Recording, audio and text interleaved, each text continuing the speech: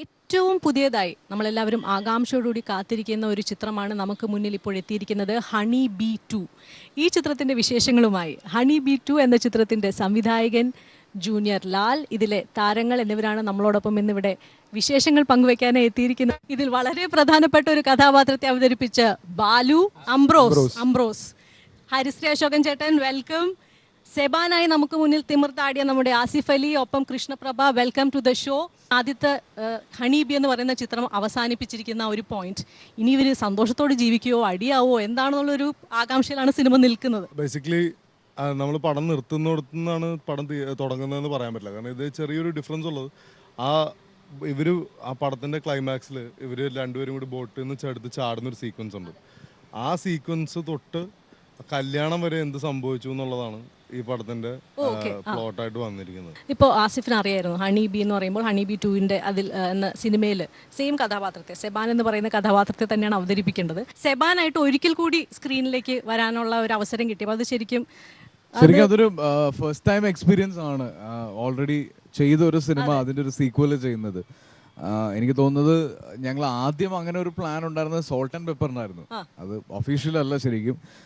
ബാബുവേട്ടൻ്റെ എൻ്റെയൊക്കെ ഭയങ്കര ആഗ്രഹമായിരുന്നു സോൾട്ട് ആൻഡ് പെപ്പറിന് ഒരു സീക്വൽ ചെയ്യണം എന്നുള്ളത്. കാര്യം എൻ്റെയൊക്കെ കരിയറിൽ ആദ്യത്തെ ഒരു ബ്ലോക്ക് ബസ്റ്റർ എന്ന് പറയുന്നത് സോൾട്ട് ആൻഡ് പെപ്പർ ആയിരുന്നു. തീർച്ചയായിട്ടും. അതിനുശേഷം ഹണി ബിയിലേക്ക് വന്നപ്പോൾ എനിക്ക് തോന്നുന്നത് ഇത്രയും അക്സെപ്റ്റൻസ് കിട്ടിയ ഒരു സിനിമ, അത് ഒരുപോലെ തന്നെ ഇപ്പോൾ യങ്സ്റ്റേഴ്സ് ആണെങ്കിലും ഫാമിലി ക്രൗഡ് ആണെങ്കിലും എല്ലാവർക്കും ഈക്വലി ഇഷ്ടപ്പെട്ട ഒരു സിനിമയായിരുന്നു ഹണി ബി. എനിക്കൊരു സെബാൻ എന്ന് പറഞ്ഞ കഥാപാത്രത്തോട് ഒരുപാട് ചെറുപ്പക്കാർക്ക് റിലേറ്റ് ചെയ്യാൻ പറ്റിയതുകൊണ്ട് ശരിക്കും എൻ്റെ അടുത്ത് ഒരുപാട് പേര് അന്ന് ആ ഹെയർ സ്റ്റൈലിനെ പറ്റി പറഞ്ഞിരുന്നു, ഞങ്ങളുടെ ലൈഫ് സ്റ്റൈലിനെ പറ്റി പറഞ്ഞിരുന്നു. അത് പക്ഷേ പല രീതിയിലുള്ള അഭിപ്രായമായിരുന്നു. തീർച്ചയായിട്ടും 2 ചെയ്യുമ്പോൾ ഏറ്റവും വലിയൊരു വെല്ലുവിളിയും അത് തന്നെയായിരുന്നു. കാര്യം ഓൾറെഡി ആളുകൾക്ക് അറിയാവുന്ന സെബാൻ എന്ന് പറഞ്ഞൊരു ക്യാരക്ടർ, ആ ക്യാരക്ടറിനെ വീണ്ടും ചെയ്യുക. അപ്പോൾ ഹണിബിക്ക് ശേഷം ഒരുപാട് മാറ്റം എല്ലാ തരത്തിലും എനിക്ക് സംഭവിച്ചിട്ടുണ്ട്. അപ്പോൾ അത് ശരിക്കും ഞാനും ജീനും ഒരുപാട് കഷ്ടപ്പെട്ടിട്ടുണ്ട് അങ്ങനെ ഒരു റീക്രിയേഷൻ. പക്ഷെ അത് എനിക്ക് തോന്നുന്നത് കുഴപ്പമില്ലാതെ വർക്കൗട്ട് ആയി എന്ന് തോന്നുന്നു. ഏത് സിനിമയായിരിക്കും കൂടുതൽ ഓടാൻ പോകുന്നത്? ഹണിബിയെക്കാളും കൂടുതൽ ഹണിബി 2 ആണോ? ഹണിബി 2 ആണ്. കാര്യം ഹണിബി നമ്മൾ മൊത്തമായി ഫോക്കസ് ചെയ്തിരുന്ന ഒരു യങ്സ്റ്റർ ക്രൗഡിനെ ആയിരുന്നു. പക്ഷേ ഹണിബി 2 കുറച്ചും കൂടെ ഫാമിലി ഓറിയന്റഡ് ആണ്. കാര്യം അന്ന് ഹണിബി ഇറങ്ങിയ ഒരു കാലഘട്ടമല്ല ഇപ്പോ. അതെ, ഹണിബി 2 അനൗൺസ് ചെയ്തപ്പോഴും ഹണിബിയുടെ ഷൂട്ട് നടക്കുമ്പോഴും അതിനുശേഷമുള്ള പ്രൊമോഷൻസിലും എല്ലാം നമ്മൾ നേരിട്ടിരുന്ന ഒരുപാട് വിമർശനങ്ങളുണ്ട് ഹണിബിയെ പറ്റിയിട്ടുണ്ടായിരുന്നത്. അപ്പൊ അതിനെയൊക്കെ ഓവർകം ചെയ്യാന്നുള്ളതായിരുന്നു ശരിക്കും ഇതിലെ ഏറ്റവും വലിയ വെല്ലുവിളി. ഒരു വിമർശനം പറയൂ, ഏറ്റവും കൂടുതൽ കേട്ട ഒരു വിമർശനം. ഹണിബി എന്ന് കേൾക്കുമ്പോൾ നിങ്ങൾക്കൊക്കെ ഓർമ്മ വരുന്ന പല കാര്യങ്ങളും തന്നെയാണ് അതിലെ വിമർശനങ്ങൾ. പേര് മാറ്റണം എന്ന് തോന്നിയിരുന്നു രണ്ടാമത്തെ സിനിമയ്ക്ക്? ഹണിബി 2 തന്നെ ഇടണം, അല്ലെങ്കിൽ നമുക്ക് വേറൊരു പേരിനെ കുറിച്ച് എന്തുകൊണ്ട് ചിന്തിച്ചില്ല? സെക്കൻഡ് പാർട്ട് എന്ന് വരുമ്പോഴത്തേക്ക് നമ്മൾ എപ്പോഴും ഫസ്റ്റ് പാർട്ടിന്റെ ഗുഡ് വില്ലാണ് നമ്മളുടെ സെക്കൻഡ് പാർട്ടിന്റെ. അപ്പം അത് ഡയറക്ട്ലി റിലേറ്റ് ചെയ്യുന്ന ഹണിബി. പിന്നെ ഹണിബി 2 കേൾക്കാൻ രസമുള്ള ഒരു പേരല്ലേ, അതുകൊണ്ട് ഹണിബി 2 സെലിബ്രേഷൻസ് അതിന്റെ ഒരു അതും കണക്ട് ചെയ്യുന്നവർക്ക് കണക്ട് ചെയ്യാം. ഹണിബി 2 കഴിഞ്ഞ് ഞങ്ങൾ സെലിബ്രേഷൻസിലേക്ക് കയറി എന്ന് പറയുന്നത്. അശോകൻ ചേട്ടാ, ഹണിബി 2ന്റെ ഒരു ഭാഗമാവാൻ കഴിഞ്ഞതിൽ എന്താണ് ഏറ്റവും മനസ്സിന് സന്തോഷം തരുന്ന ഒരു കാര്യം? അല്ല, അത് ഏറ്റവും ഭാഗ്യം തന്നെ. ഒരു ഫസ്റ്റ് പാർട്ടിൽ ഇല്ലെങ്കിലും സെക്കൻഡ് പാർട്ടിൽ അഭിനയിക്കാൻ കഴിയാന്ന് പറഞ്ഞാൽ ഫസ്റ്റ് പാർട്ടിന്റെ ഏറ്റവും വലിയ വിജയമാണ്. കാരണം ഹണിബി 2 എന്ന് പറയുന്ന പടം മത്സരിക്കുന്നത് ഹണിബിയോടാണ്, വേറെ പടങ്ങളോടല്ല. കാരണം അതിനോട് മത്സരിച്ചിട്ട് അതിനെ വെട്ടുക എന്നുള്ളത്, അതിന്റെ മുൻപന്തിയിൽ ഇത് കയറുക, പിന്നെയും കയറുക എന്നുള്ളതാണ്. അപ്പൊ അങ്ങനെ കയറണം തുടങ്ങി രജിസ്ട്രേഷൻ വേണം എന്നുള്ള ജീൻ തീരുമാനിച്ചു.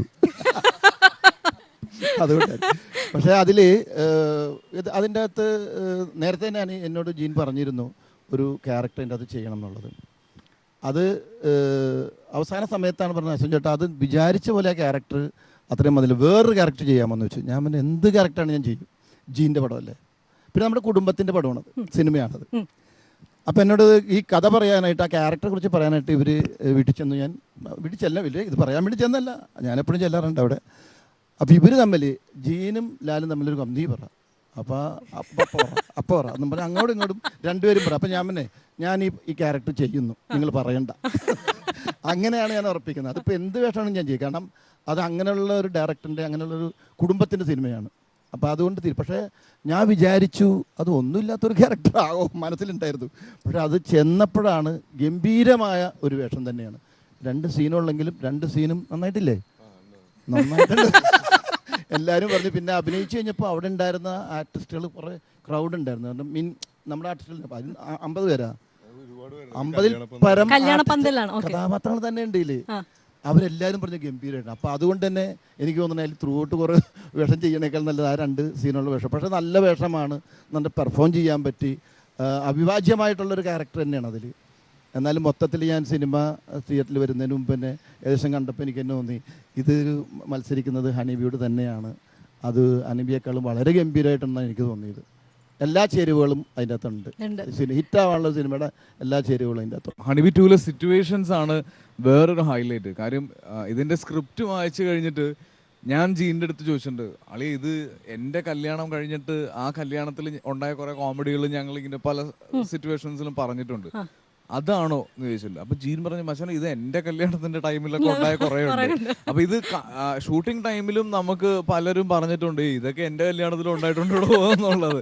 അരെ ഒരു വലിയ ഫാമിലി ഗാദറിങ് അല്ലെങ്കിൽ അങ്ങനെ ഒരു കല്യാണം ആംബിയൻസിൽ നമുക്ക് എല്ലാവരും എക്സ്പീരിയൻസ് ചെയ്തിട്ടുള്ള കുറേ കാര്യങ്ങൾ ഈ സിനിമയിലുണ്ട്. കാര്യം പലരും പറഞ്ഞിട്ടുണ്ട് കല്യാണത്തോടു കൂടി പല അകന്ന് നിന്ന ബന്ധുക്കൾ അടുത്ത് വരുമെന്ന്. അപ്പൊ അത് ശരിക്കും എനിക്കൊക്കെ അത് നേരെ തിരിച്ചാണ്. കല്യാണം കഴിഞ്ഞോടുകൂടി ഒരുപാട് ബന്ധുക്കളായിട്ട് പോട്ടിയായിട്ടുണ്ട്. കാര്യം പലർക്കും നമുക്ക് അവർ അർഹിക്കുന്ന ഒരു അറ്റൻഷൻ കൊടുക്കാൻ നമുക്ക് പറ്റില്ല കല്യാണത്തിന്റെ ടൈമിൽ. പലരെയും നമ്മൾ ഇപ്പം ഞങ്ങളുടെ കല്യാണത്തിന്റെ പ്രശ്നം, ഐ മീൻ സിനിമയിലെ പ്രശ്നം തുടങ്ങുന്നത് കല്യാണത്തിന് ആളുകൾ എത്തുന്ന മുതലാണ്, അവരെ പിക്ക് ചെയ്യുന്ന മുതലുള്ള പ്രശ്നങ്ങളുണ്ട്. അതെല്ലാം എൻ്റെ കല്യാണത്തിനും ജീൻ്റെ കല്യാണത്തിനും നമ്മൾക്ക് അറിയാവുന്ന പലരുടെയും കല്യാണത്തിനും നടന്നിട്ടുണ്ട്. അപ്പൊ അത് ശരിക്കും എനിക്ക് തോന്നുന്നു തിയേറ്ററിൽ ഇത് കാണുമ്പോൾ എല്ലാവർക്കും തോന്നും ഓ ഇത് കറക്റ്റ് ആണ് കേട്ടോ, ഇത് സംഭവിക്കും എന്നുള്ളത്. അതാണ് ആ സിറ്റുവേഷൻസിന്റെ ഭയങ്കര ഒരു ഒട്ടും ആർട്ടിഫിഷ്യൽ ആയിട്ട് ഫീൽ ചെയ്യില്ല. അപ്പോൾ കൃഷ്ണപ്രഭ നേരത്തെ പറഞ്ഞു, കാരണം ഒരുപാട് ആഗ്രഹിച്ചിട്ടാണ് ഹണി-ബി 2 എന്ന് പറയുന്ന സിനിമയിൽ ഒരു കഥാപാത്രം കിട്ടിയത്. അതും നിറവേറായിട്ട് അഭിനയിക്കേണ്ട ഫുൾ പ്രഗ്നൻ്റ് ആയിട്ട് അഭിനയിക്കുന്ന ഒരു കഥാപാത്രത്തെയാണ് കിട്ടിയത്. അപ്പോൾ അതിലൊരു ചെറിയ സങ്കടം ഉണ്ടായിരുന്നു. നാറ്റുനോറ്റൊരു കഥാപാത്രം കിട്ടിയിട്ട് എനിക്ക് മര്യാദക്കുള്ള ഒരു ഡ്രസ്സ് ഇട്ട് ഡാൻസ് കളിക്കാനും പറ്റിയില്ല എന്നൊക്കെ ഉള്ളൊരു സങ്കടം ഉണ്ടായിരുന്നു. നല്ല ഡ്രസ്സായിരുന്നു. വീട്ടിൽ കൊണ്ടുപോകാൻ പറ്റും. എനിക്ക് തോന്നുന്നു എല്ലാവർക്കും ഡ്രസ്സിന് കൊടുക്കുമ്പോൾ അവർക്ക് ചിലപ്പോൾ എന്തെങ്കിലും ഓൾട്ടറേഷനോ അങ്ങനെ എന്തെങ്കിലും ഒക്കെ ഉണ്ടാവും. എനിക്ക് ഓൾട്ടറേഷൻ പരിപാടിയില്ല, കറക്റ്റ് ആയിരുന്നു. എന്നിട്ട് അനുശേഷിയൊക്കെ പറയും ഇവക്കെല്ലാം നല്ല ഡ്രസ്സാണല്ലോ കിട്ടുന്നത്. ഇല്ല പിന്നെ വയർ എനിക്ക്